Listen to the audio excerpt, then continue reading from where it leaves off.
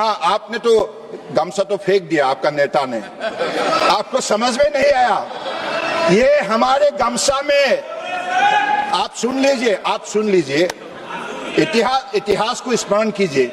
जब महात्मा जी असम गए थे तो उन्हें गामूसा देख के उन्होंने कहा था, इस गामूसा में हमारी असमिया का जो महिला अपना सपना को रचना करती है।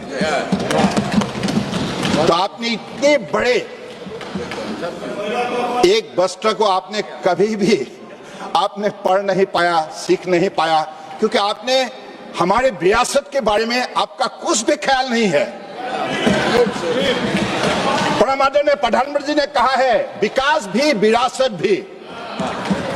अपने इतिहास को भूलना नहीं चाहिए, अपने पुरखों को भूलना नहीं चाहिए, जिन्होंने आज से हजारों साल पहले देश के लिए जो मेहनत की है, जो त्याग की है, उनको अगर आप भूल गए तो आप भविष्य कभी निर्माण नहीं बना सकते।